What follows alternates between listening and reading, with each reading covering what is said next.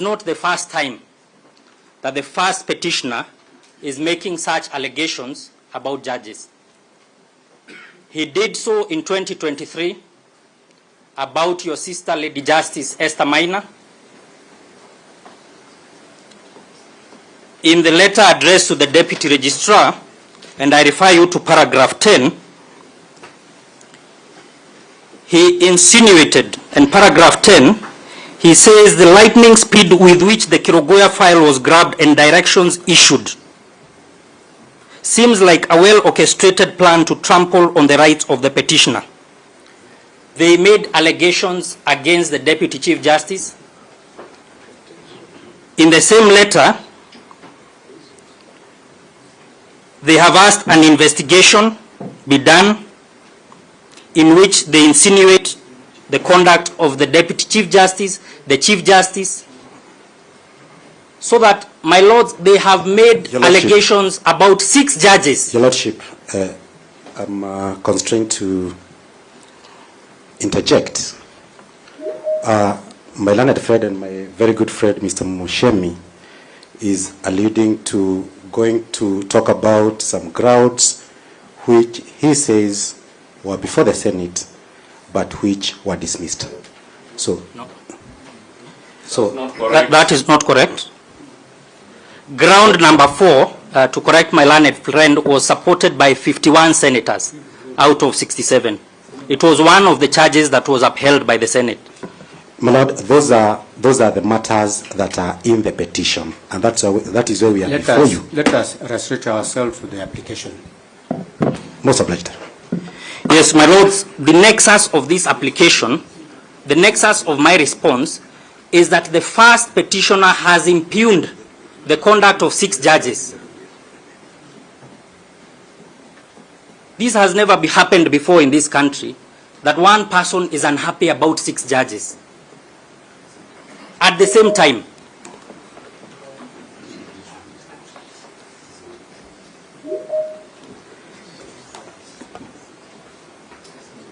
my lords, you have been treated this afternoon to issues of bias. The first petitioner had his day before the National Assembly. In that house, 282 members of Parliament voted to impeach him.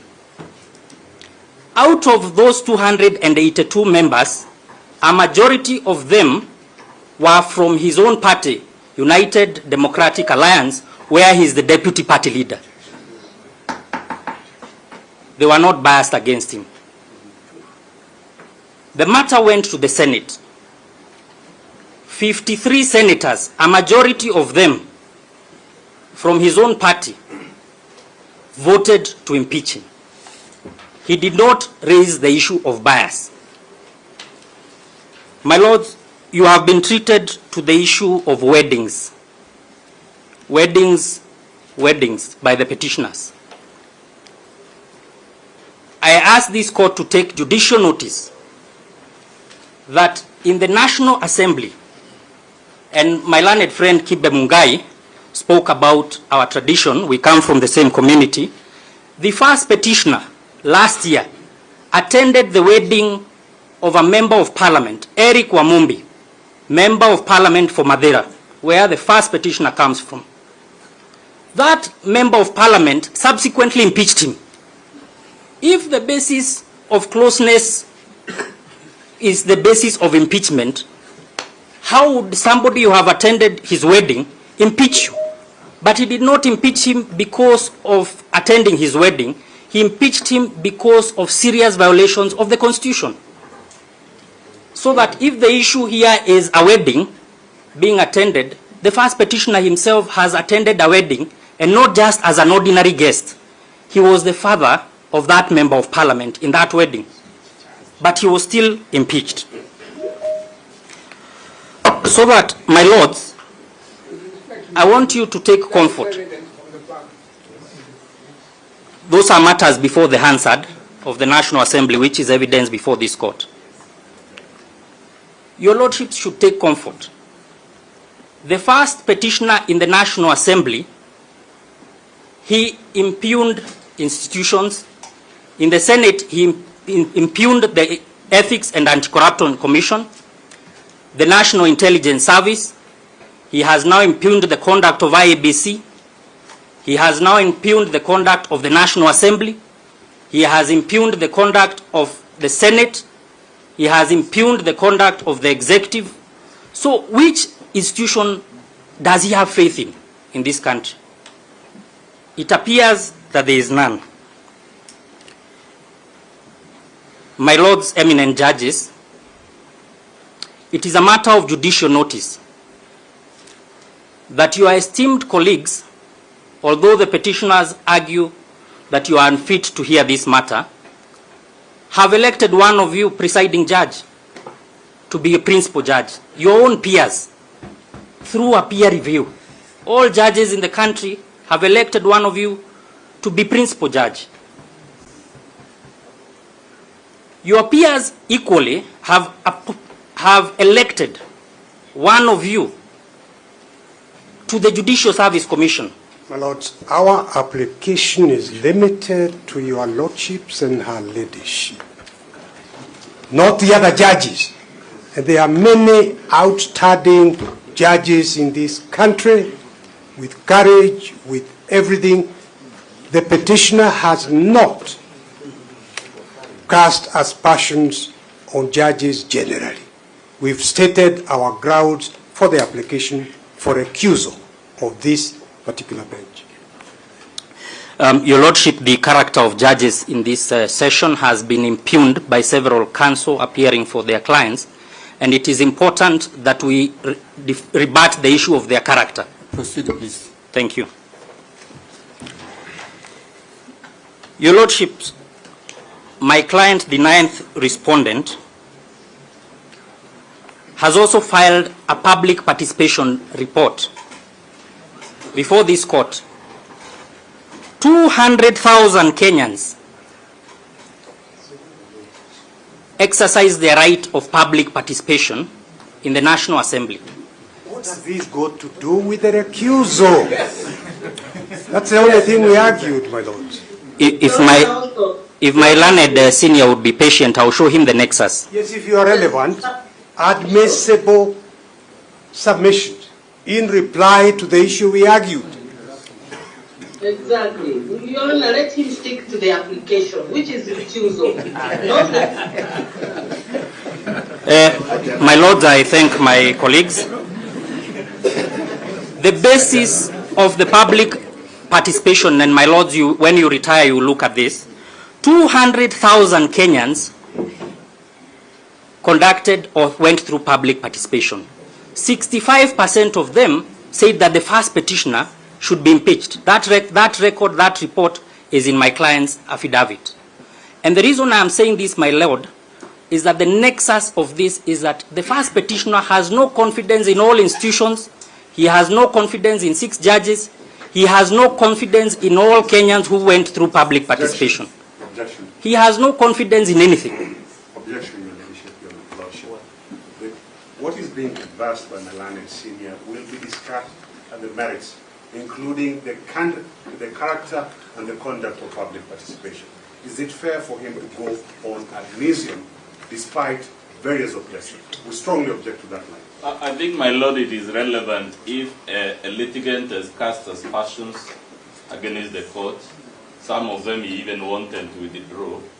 It is only fair, and it is actually relevant, that the court be shown this is a person who picks the candles not just against the court, but against every known agency and institution of the state.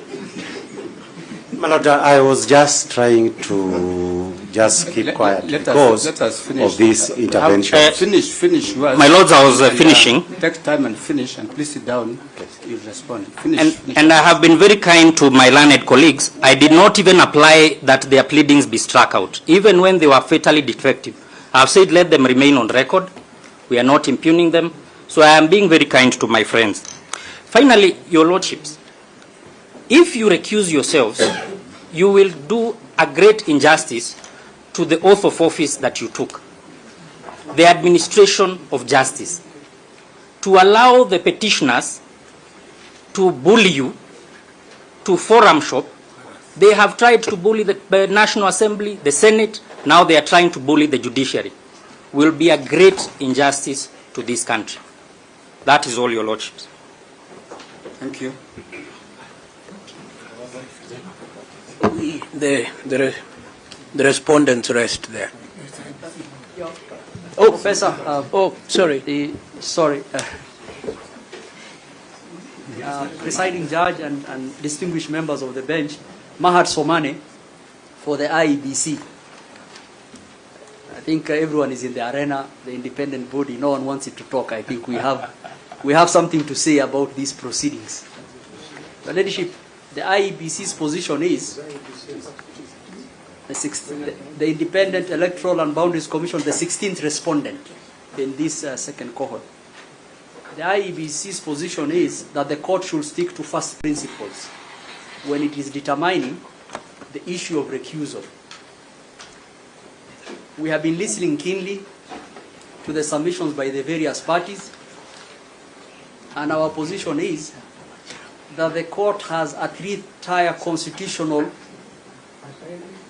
doctrines that it has to satisfy itself. The first one, when the court is determining the application for recusal, is whether there is reasonable apprehension of bias. The question the court should ask itself is, do the circumstances give rise to a reasonable apprehension in the mind of, number one, a reasonable person, number two, a fair-minded person, and number three, an informed member of the public. So the test is all those three criterion has to be met. The second constitutional criterion that has to be met is the presumption of impartiality of judges pursuant to the oath of office they took must be rebutted, and that with probative evidence, not on aspersions, not on allegations, with probative cogent evidence. The third one, which is also a third constitutional doctrine, is judges generally in our constitutional dispensation have a constitutional duty to sit. We give them security of tenure. We pay them from the consolidated funds. They have a duty to sit and to hear all matters. And that duty can only be rebutted when there are valid grounds relating to it. We refer the court to the authority which has been placed before it, Sholei and another versus Judicial Service Commission, petition number 34 of 2014. We refer the court to paragraph 5 of the said decision as relates to the duty to sit in every matter and not to choose on any allegation that is made on it. We refer the court to paragraph 16 of the said judgment, the very analysis done by Justice Muhammad Ibrahim and the dicta of Lord Denning. We refer the court to paragraph 27 as relates to recusal and reassignment. And if the court applied first principles, the position of the Independent Electoral Commission is the threshold has not been met. The matter should be expeditiously disposed by the court. Thank you.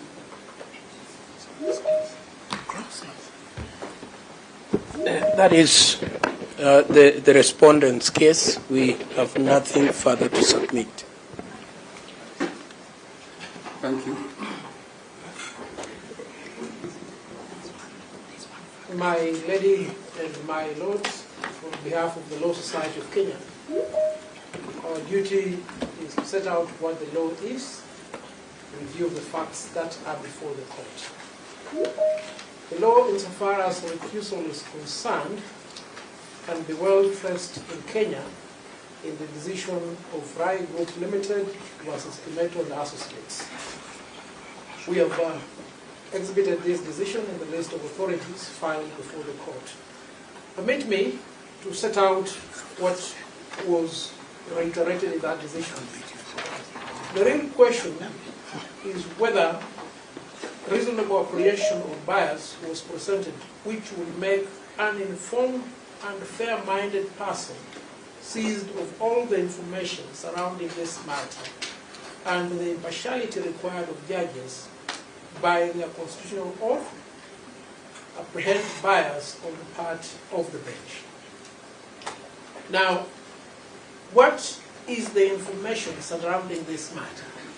Let us start with the case of Honorable Justice Freda Mugambi. The charge in respect of which recusal is sought is that she was an LLM student of Professor Kindiki. It has been demonstrated by facts which are not in dispute that the Honorable Judge was not an LLM student of Professor Kindiki in the Moi University or any university, but instead her LLM was obtained from the University of Birmingham. It was as simple as that. Issue number two,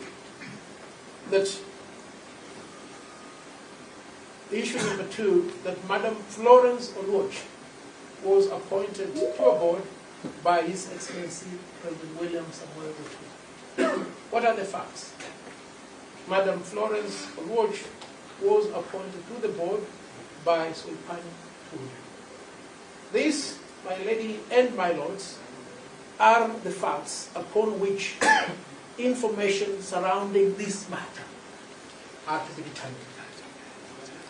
The next authority which we rely upon is the case of Eli Valley Mines versus Lee. And the principle set out in that case is as follows. In this context, the reasonable person is not someone who is hypersensitive or unduly suspicious, but rather a well-informed, thoughtful observer who understands all the relevant facts and has examined the record and law. Now, insofar as Honorable Justice Freda Mugambi and Honorable Justice Eric Ogola is concerned, has there been demonstration on the basis of a reasonable person who has examined the record and law to demonstrate that there is bias, real or perceived? That is the question that this court must answer. What about Honorable Justice Anthony Murima? The charge is that the Speaker of the Senate, the Right Honorable Amason Kingi, attended his wedding. My lady and my lords, there must be meaning to the term learned friends. There are those who have written, including a writer by the name Jess Brailer, a book titled Lawyers and Other Reptiles. And there are those who have also written, including Feroz Norji, practicing an honorable profession. Indeed, we are learned friends. A judge is first an advocate and second a judge. A judge does not reside in isolation. And if I may just say, for example, I've had a cup of tea with Justice Anthony Murima. I've had a cup of tea with Justice Eric Ogola. I've not been fortunate enough to have a cup of tea with Justice Freda Mugambi. Well, they are my friends. But I appear before these courts, and they rule in favor or against me.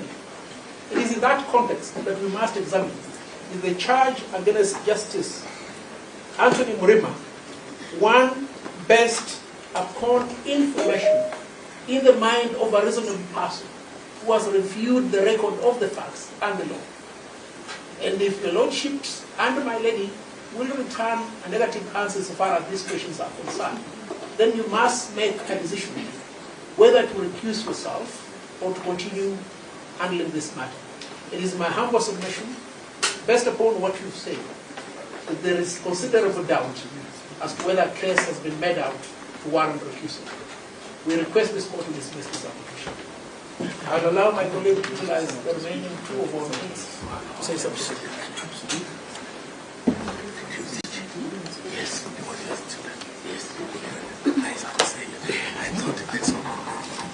My lords and my ladies, Nishuki for the Law Society.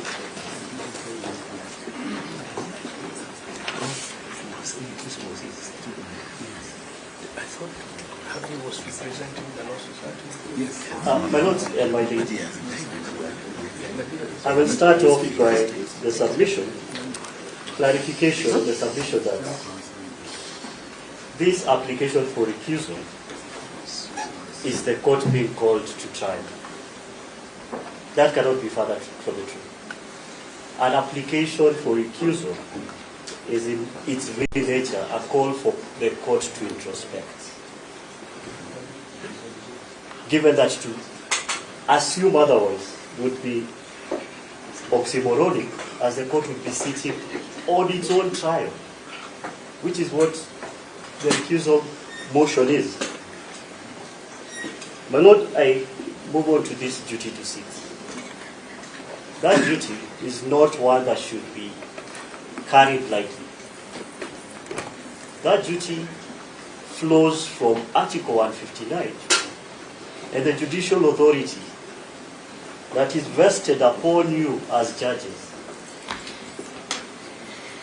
To not fulfill that duty is to abdicate a constitutional right that you've been granted. Therefore, in making this decision that you're called upon, you must always at the back of your mind have that clear obligation that has been bestowed upon you by the people of Kenya.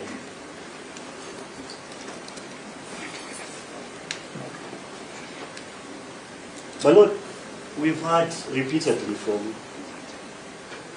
the prosecuting counsels in this issue, and they've referred to perceptions. And it caused me to check what this word perception actually means. Perception flows from a Latin word, which is percipere, which means to seize or to understand.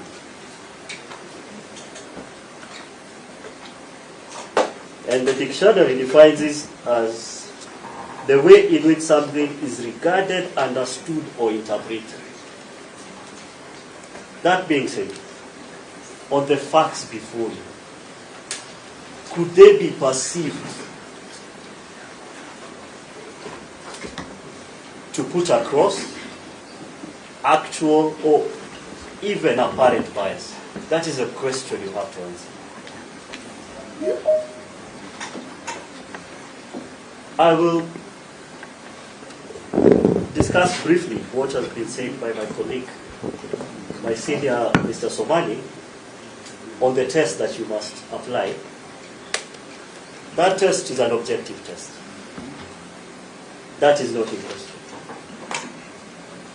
Therefore, we call it into question the fact that reliance to show the general public perception of this bench was on a tweet by my learned senior counsel Agmenasi.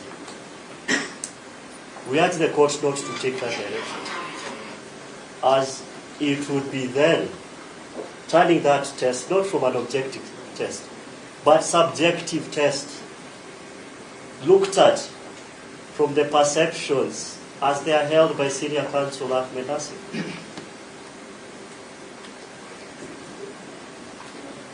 Your Honor, my lords and my ladies, we ask you, please, do not fall into that folly that the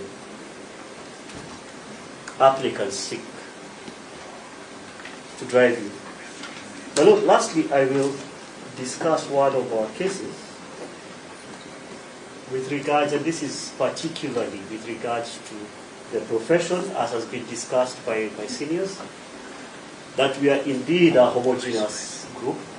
We are all advocates, and this is particularly important when it comes to the allegations as against Justice Murima. In the case that we have placed before you of Perry versus Schwarzenegger, it runs from page 62 to 82 of our bundle of authorities, which is duly filed.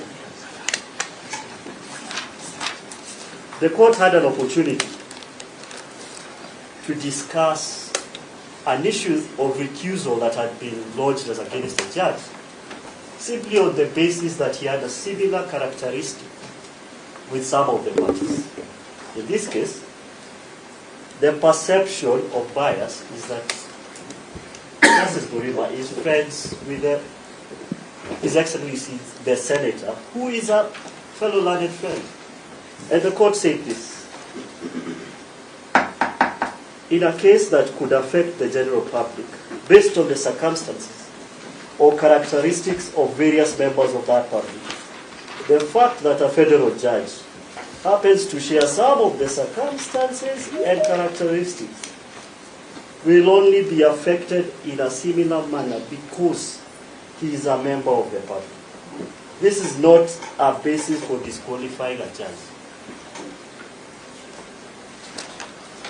My Lord, having considered the law and the facts before you, it is readily apparent that this application has not risen up to call for your introspection with regards to empanelment in this matter. That is all. My Lord, allow me to just seek a procedural clarification that the right to reply is available only to the persons who, the advocates who filed the application, and not the parties who supported that application. We made that clarification at the beginning. Perhaps, my Lord, you could also confirm whether it is limited to matters of law. I said that we made that clarification at the beginning of the proceedings. My Lord, you could also perhaps confirm whether the reply is limited to legal issues, because if it's another bite at the cherry, we will not have the opportunity then to again come back to redo it.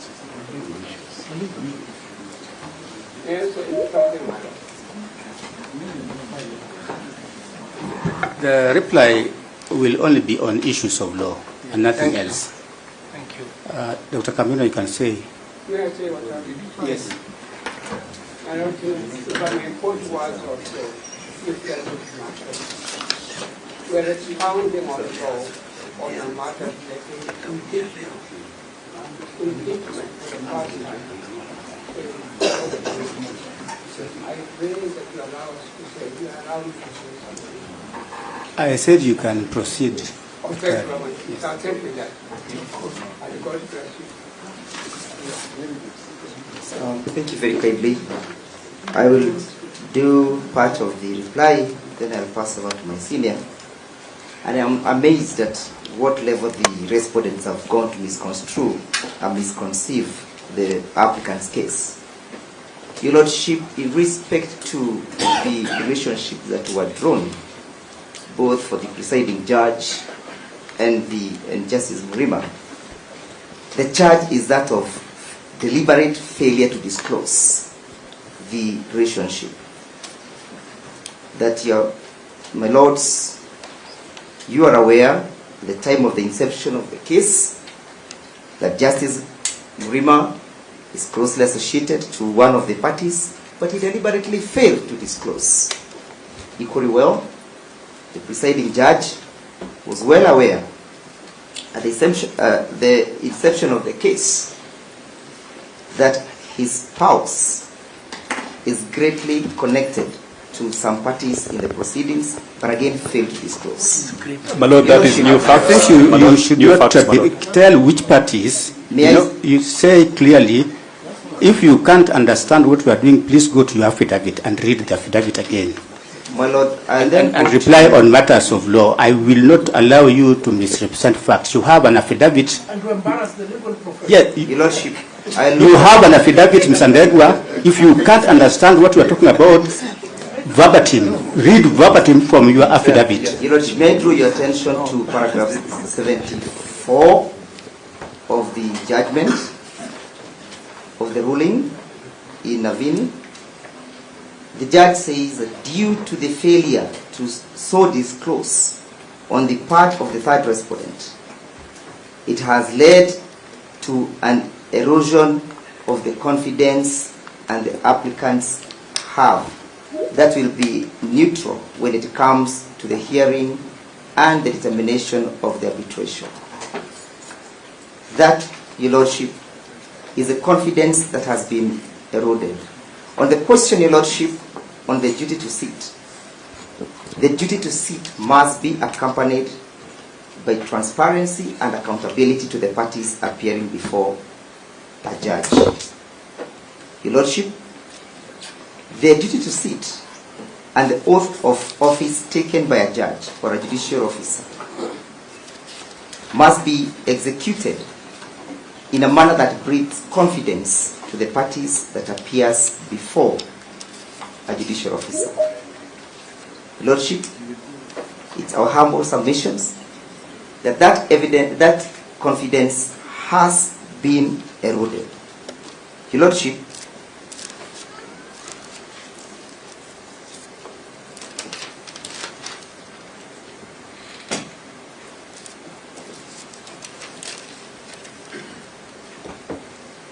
the arguments by Mr. Nyamondi that the parties are forum shopping. Your Lordship, this bench was constituted pursuant to Article 165, Clause 4 of the Constitution, and no petitioner herein has the capacity to direct the Chief Justice who constitutes the bench as to which judge to sit in a particular bench.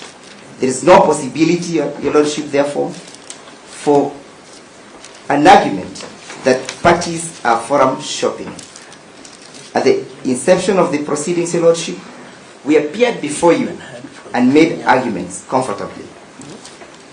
Little did we know that we would be faced with an application of this nature due to the failure of the honorable judges to disclose those material facts. I invite Kibe to proceed.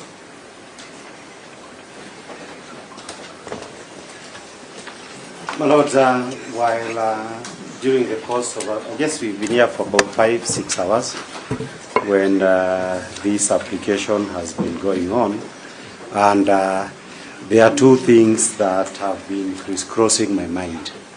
My Lord, the first issue is the issues of substance and the issue of perception, the optics. What would be the optics, my Lord? The optics, my Lord, as we sit here in public view, in the glare of Kenyans, some of whom, if you use the reasonable test, are professionals, people who have studied above Form 4, probably half the populations. The other half of the population are people who are definitely below Form 4. So what's the reasonable person's test here? And what are they seeing? The first thing, my lords and my ladies, that they are seeing is that the petitioners appear to be categorical for good or bad reasons, that they do not have confidence in the bench. And examinations of the fact may still prove that they may or may not be wrong. But the issue is the test, as far as when you read all these cases, in matters particularly that have some political angles, perceptions is everything. And perception is a big issue. So that, my Lord, the issue therefore would be, shall we proceed on the basis where from the word go, the petitioners clearly have appeared to the rest of the country, they have got no confidence. With the same zeal and spirit, the respondents who are being accused for good or bad reasons are saying, we have full confidence in them. That should trouble us. Because at the end of the day, it is the coloration of whatever decision is made. It will be done from the prisms, oh, we told you, we knew this, they were going to do this or the other one. In huge cases like this, it should never be that way. I go to the second issue, the issue of the Honorable Attorney General. I listened to the Honorable Attorney General. The Honorable Attorney General has made an application, one of the applications to set aside the orders. I went back to Article 156. 156, on one hand, suggests the Attorney General is the President's lawyer. There is another clause, I don't know whether it's 11 or something like that. It suggests that the Attorney General is the guardian of public interest. And you ask yourself, the Attorney General, without doubt, when it becomes to the President, he's 100% sycophantic, a President's lawyer. But my Lord, when it comes, raising a new issue, that which is the never new issue, part of the recusal application. That is not a new issue, my Lord. Let me proceed. My Lord, the Attorney General is the guardian of public interest. What is the public interest in a process of impeachment as we stand here today? My Lord, that public interest must be the country has been treated with an imperfect, I'll not go to the details, with an imperfect impeachment process at the National Assembly and at the Senate. When it reaches towards the tail end of this process, the public will be treated to the fact that in processes that presupposed that you would take about 75 to 100 days were conducted within hours. So that the bigger questions, my Lord, would be that there is a complaint that is being made, a serious one, of the right to fair hearing and human dignity. Rights that are not derogatable under the Kenyan Constitution, even during an emergency. My Lord, if you are faced by an Attorney General who, pursuant to one mandate, their conscience has not been touched, that there is some public interest in looking at these things a little bit from the perspective of the Deputy President, and those who feel like the Deputy President, that a fair and square deal has not been granted by the processes that have taken place. Your Lordships, that should concern us. I go to the next issue, the main issue that he cannot deny, he did say. My Lord, you are being told that we are in serious danger, we are in the throes of chaos or something like that, and there is some danger. My Lord, the truth of the matter is, the time that has been prescribed, thank God, by the Constitution itself, they are far from over.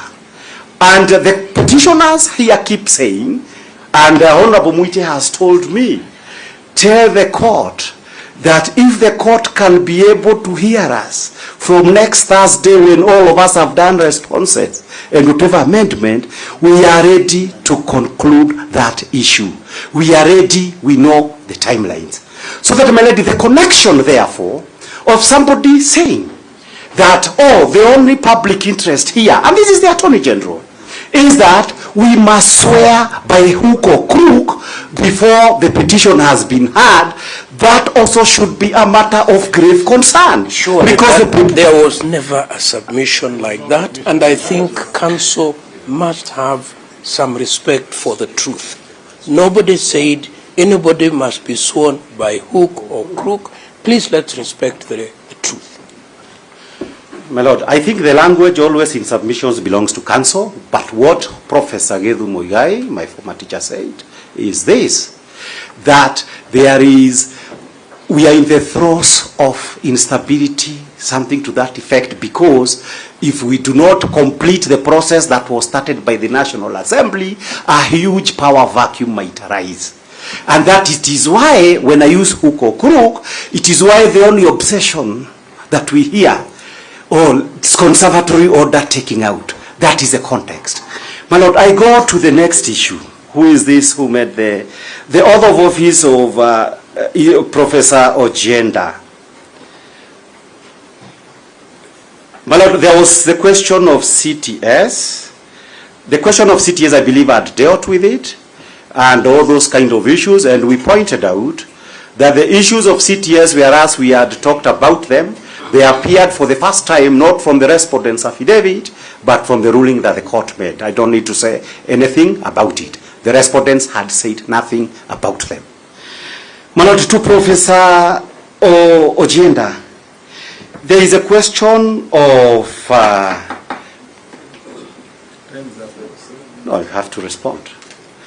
There is a question of the internal memo. The question of the internal memo, again, that was not a matter that was ever placed here in any affidavit, as far as I'm concerned. That was yesterday's submissions. I think you were here. I think these are notes for today. Those are notes for yesterday. No, these are notes for today, my lord. That was yesterday. No, my lord. If they have a date and I had a different notebook, but they would get uncomfortable. Let me pass that. In fact, he's not the main guy I have to deal with.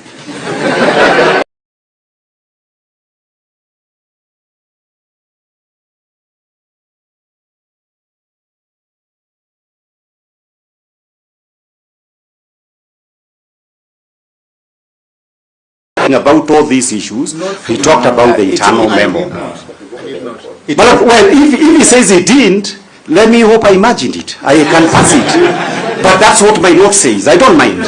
We can't fight over a memo, and as I said, we are dealing with some other submissions. My lord,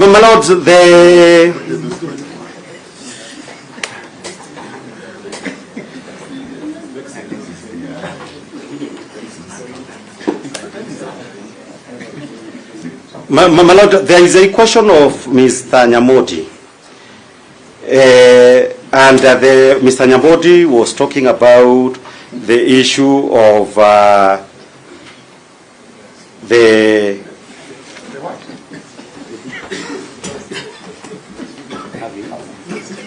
My lord, this time is up. Just sit down. He was trained by Petition. Just to confirm, we have not touched his notes. Allow me to remind him what I said.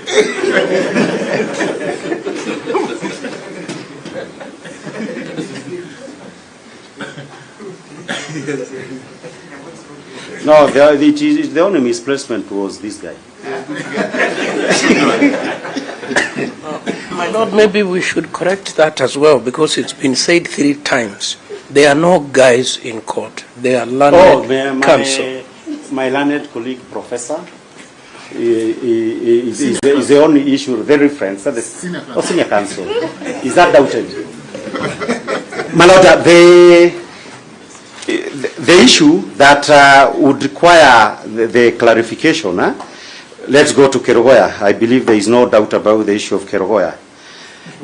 My lord, the issue that was raised, and I believe this is the last point that Professor Muigai was making, regarded the issue of where it was alleged that the issue estoppel with regard to the issues of Kerogoya that found themselves in the ruling of yesterday. And my lord, first of all, I wish to point out that there is a notice of appeal that is one of the annexures in the supplementary affidavit and raises specific issues about preempting and the issues dealing with matters that were yet to be handled. I need to clarify that is one of the issues when it talks about the issues of res judicata. And when it comes also to the issues of res judicata, it is important, my lord, that it is pointed out what was the subject matter of yesterday's application. It was the interpretation and application of Article 165(4) of the Constitution in relations to the powers of the Deputy Chief Justice. The said ruling, anything else that may have been said that was outside that is direct issue that was before the court, that was not an issue for that ruling. And therefore, dealing with matters that are outside there and you are be told the ruling has dealt with those matters, which it ought not to have dealt with, so it has become res judicata. It cannot become res judicata in our submission.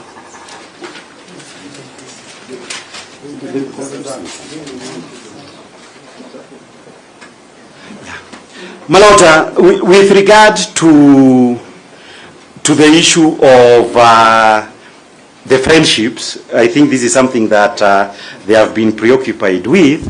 My Lord, nobody is trying to criminalize friendships, not at all. But my Lord, there are always degrees of friendships. When it is alleged, for example, that a friendships between Kibe and Ndegwa is of such a close proximity that Kibe and Ndegwa ought to disclose that fact to any other person, it would be different, for example, to my friendships with Harvey, somebody we just meet and do a few cases with. So that, my Lord, the issue at the end of the day is one of degree. To what extent are there interactions between these two individuals? Because, my Lord, and we were saying that you may feel that there are issues. Issues could well be raised. That who was so that, for example, was Judge Mrima from the Kenya Law Reports records, as people would be sending materials to indicate that, the lawyer for Mheshimiwa Kingi during the case with Esposito? Again, the answer would be yes. So this is not a casual friendship. It is a friendship that is over. There have been had client-lawyer relationship, other personal relationships are all there. So that, my Lord, you cannot be able. Now, how do we respond to that? Mr. Kibe. Yes, my Lord. I had intended to restrain myself. Yes, my Lord. From interjecting in these applications. But I think the statement you're making is factually incorrect. In the Esposito matter, I appeared as the advocate for IEBC, yes, not Mr. King. Yes. Thanks for the clarification. My Lord, the issue... I think if we people can respond on issues of law, it would really help us, rather than going back on issues of facts. Yes, so that, my Lord, there was the questions of forum shopping. Forum shopping, I go with what Mr. Ndegwa has said. If this bench recuses itself, it does not mean that we shall choose any of the judges that may replace this bench. My Lords, on the issue of Mr. Mushemi's submissions, my Lord, Mr. Mushemi's submissions, we start first of all from the premise that Mr. Mushemi did not have a replying affidavit. We did not have a replying affidavit. I tried to object. In order, you said I respond. We want just to draw the court's attention that if you want to take factual deposition, you take somebody else's affidavit that has been deposed to on oath and say, this is not true, you did not sign here, you did not do this, you have not subjected it to any examination or anything, that would be completely to go outside the rules of evidence as we understand them. And therefore, for as much as the issues of Mr. Mushemi is concerned, I urge this court to disregard them. There are two other more important issues that we need to point out. My Lord, using the test of the reasonable man and woman in Kenya, it is a question of splitting hair. President Ruto and Tuya. Is splitting of hair for the simple reason that during even the Senate proceedings themselves, we were treated to a situations in which, and one of the principals was indicted, in which political positions at cabinet, board levels, and others were toss-ups for purposes of political dealings. The average knowledge, because that is the standard that you've said, a reasonably informed Kenyans is aware that any new government comes to office with its own appointees to those board positions, permanent secretaries, and others. Mr. Kibe, you are going beyond what is really necessary for this. I think you have made your submissions. Respect the court. and your colleagues reply on issues of law, please. I thought that was an issue of law. My Lord,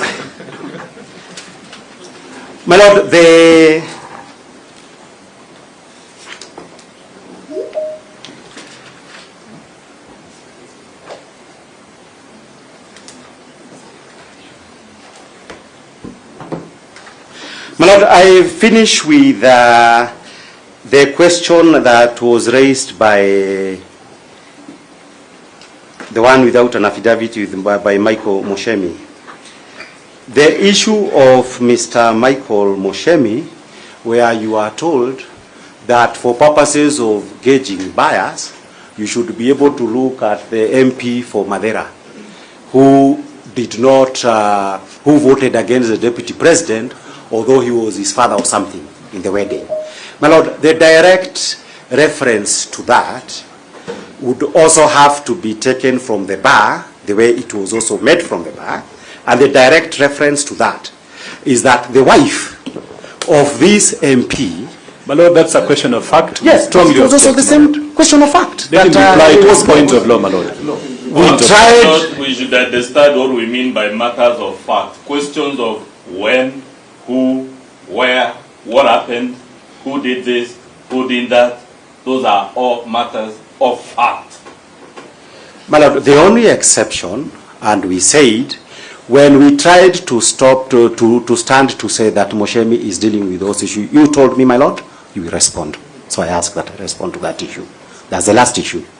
And the response is this, that the wife of that Madeira MP is also on record as having said that I voted against the DP Gachagua because he insulted us and said our wedding will not last. It had nothing to do with impeachment trials.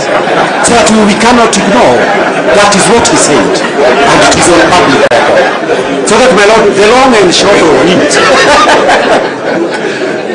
so that, my Lord, the long and short of it, Mr. Kibe, yes. How do I record that? No, my Lord, the way you recorded, I think I saw a record from the other side. What you are saying? Yes. How do I record it? Well, I don't know who recorded, but he was allowed to say in open court that even his own MP voted against him. So to be able to demonstrate whatever point he was making. And I'm also saying that from the bar, let it also be made clear that the wife to the she's also an honorable MP, said, I voted because the DP said that that marriage was not going to last. Not on impeachment. So that, my Lord, the long and short of it, because we've had a long evening, is that I beseech this... I suppose the marriage still subsists, right? It still subsists. and we also hope, my Lord, that when we are that when we are hard with this petition, the tenure of the DP could proceed. So that, my Lord, the last point that we need to make is that there is somebody, I guess, who is a doctor, and something that Dr. Camino has said, a moment of introspection. This moment of introspection is important. Because for you, my Lord, the issue at the end of the day would remain that an important case is up for determination. Besides the information that is here, if your councils were to show what is it that other things that are coming up in the course of the proceedings, that questions of perception is such a huge issue, my Lord, that if you are to apply the old rule that you are being told to apply, that you have a duty to sit, anybody who does not come with a smoking gun, disregard it and sit nevertheless. My Lord, that would defeat the meaning of let justice be done and be seen to be done. But more importantly, it would also affect my reading of chapter 6, the one that would be said that if there is somebody questioning, like the DP, he has written a complaint, it may be right, it may not be right.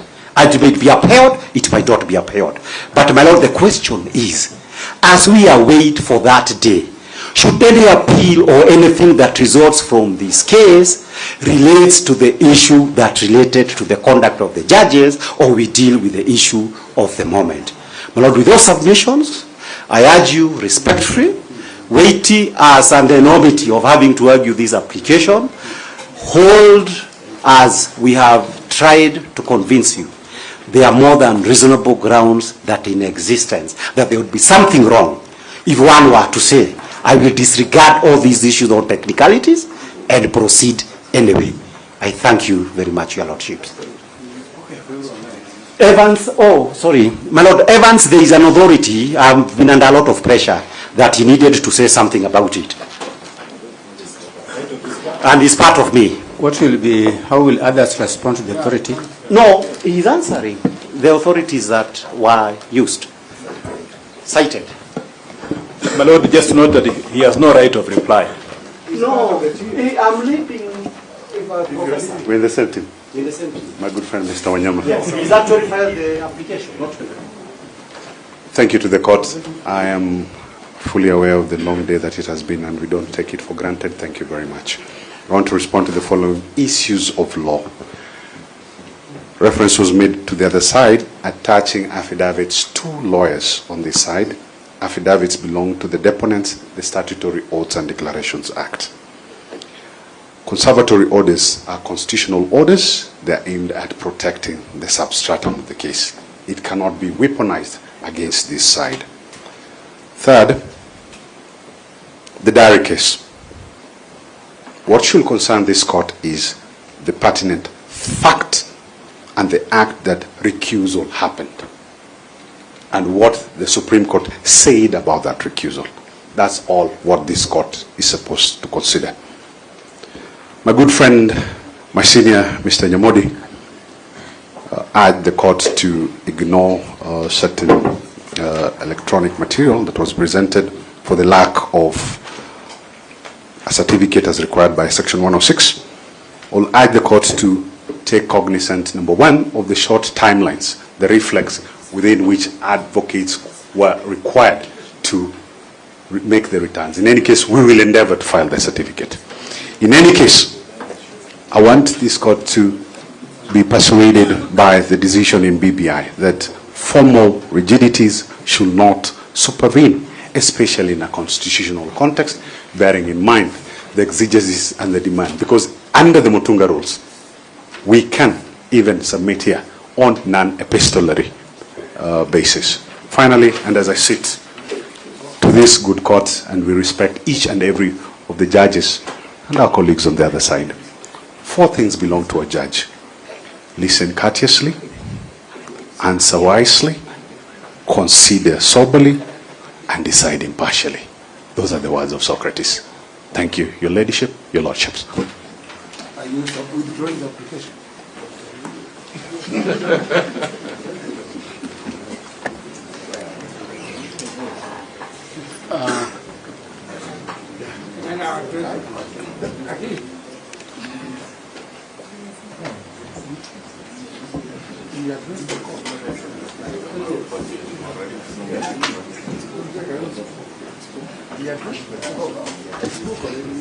I think we've come to the end of our proceedings today.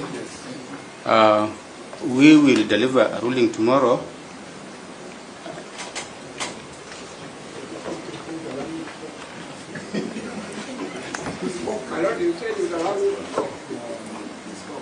Dr. Kamuna, the problem is I don't know whether you are talking as a respondent because you had spoken earlier. Is there something else you want to add?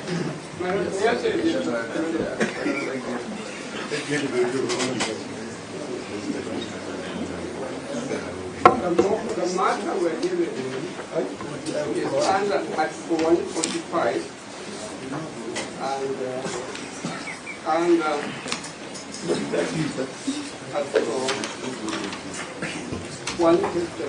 Constitution. We need to approach this matter very closely, not to be tied by rules of practice, theocracy, or what I call it. We are dealing with a delicate matter that is the security of the country And if I may say so, I'm going to say so, Your Honor, with tremendous respect. You need the best people mind and the best experienced people to address your issues. It would be wrong to stop you from addressing your issues. It's a fact that we are having a much better impeachment. Proceed. Oh, thank you very much. Thank you very much. Thank you very much. My Lord, my own, that you are still most of the whole thing. I people to say that. We respect our judges. I respect our judges. I have been very privileged in my entire life. I've spent it saying, may it please Your Honor, may it please Your Lordship. I've interacted with the judges, both at my home, eating with them. They have invited me to their homes and so on. And I had the privilege of working as a judicial officer, as a resident magistrate in the colonial days.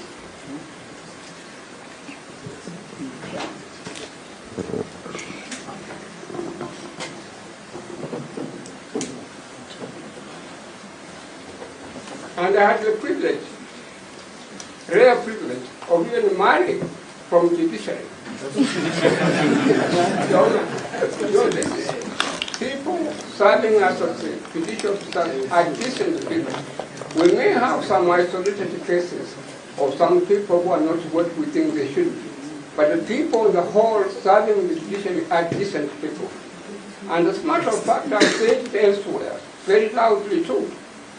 Kenya is what it is now because of the judiciary. Without the judiciary, you would have something quite different in the country. Judiciary has saved the Kenya, has built the Kenya. We enjoy respect that we enjoy in this country because of, or in the world, because of our judiciary. Our legal authorities, by our judges and so on, are cited everywhere now, including ICJ and so on. They are cited with approval, that they are good law and so on. We respect our judiciary.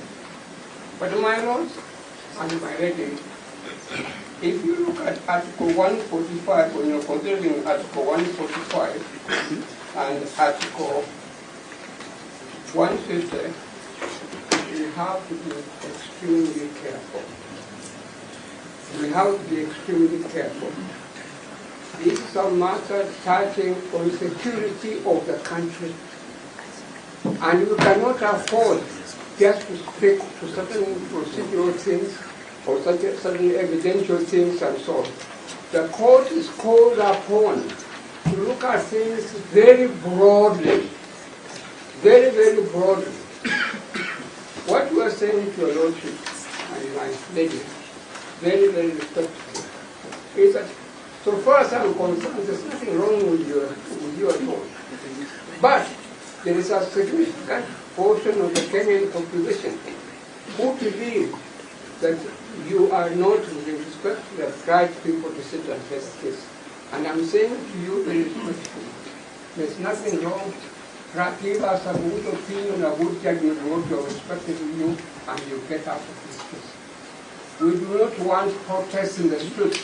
People come to the streets and say, oh, the judges who are biased, the judges who are biased. We do not want that kind of thing. Some of us are too old to leave this country to go to Uganda, or to go to Zanzibar and what and so on, to stay there. We want to stay here and die here.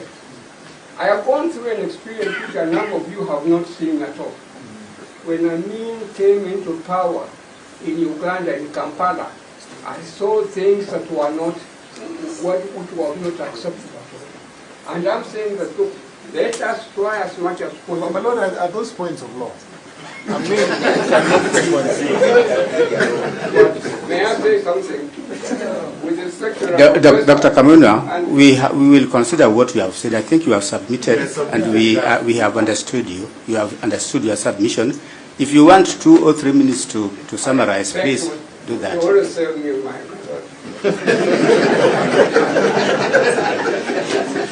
and also, the professor talked about law. Let me now give him law, which I don't think he knows.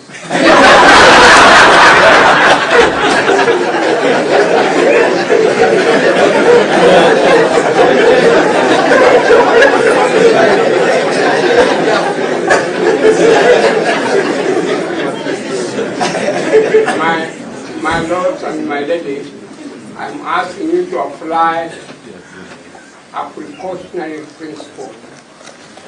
A precautionary principle is a principle of environmental law. But this principle has now been translated. It is used in matters of security.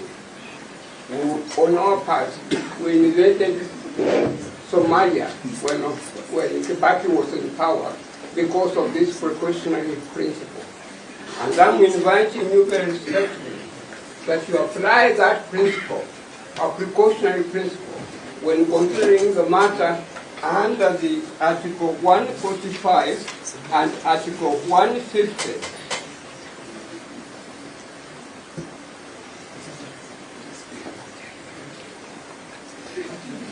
Under Article 145 and Article 150, having in mind the security of the country, so that we do not have protests in the streets of Nairobi,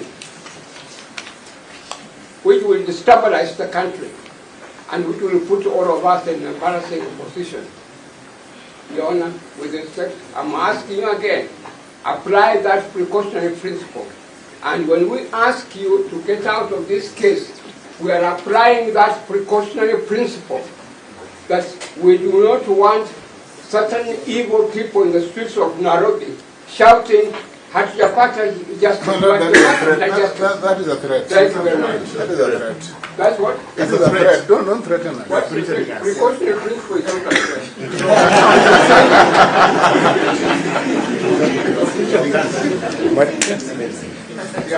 My lord. Yes. I would have liked to go on further. No, please sit down. And may I say with tremendous respect. My lord, may I say with tremendous respect. I'm very well read. Thank you. My lords, your leadership, there's one urgent issue that I would like to draw the attention of this honorable court to before the court rises. My lord, in Petition 565, there were conservatory orders granted by your brother, Mr. Justice Chacha Muite, on the 18th of October. But they expire today at midnight. My lords, the purpose of the conservatory orders were to preserve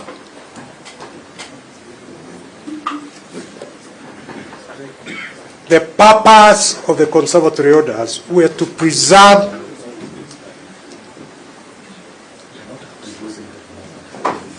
May I continue, my lord? The conservatory orders preserve the substratum of the petition and the interlocutory orders application in order for the court to have time to consider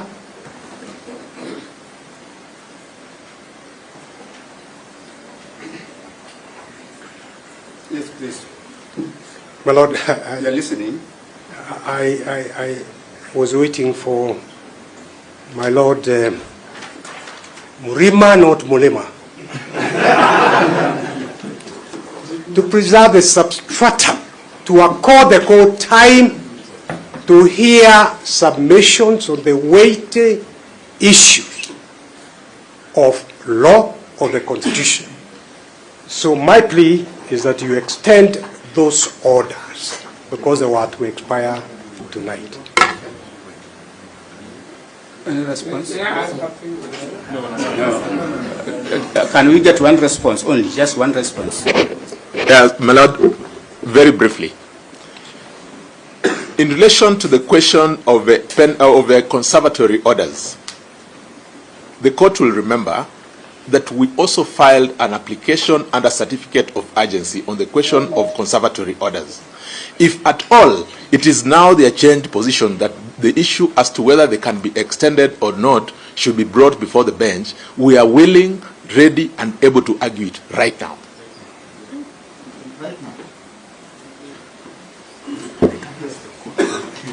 Hello, these are orders that have been granted They were in force. There is nothing to argue.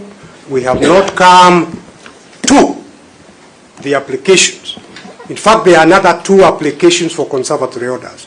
And I assume that the application by the Attorney General, the Senate, and by the National Assembly for the discharge of the conservatory orders, you'll be here together with these other 2 applications.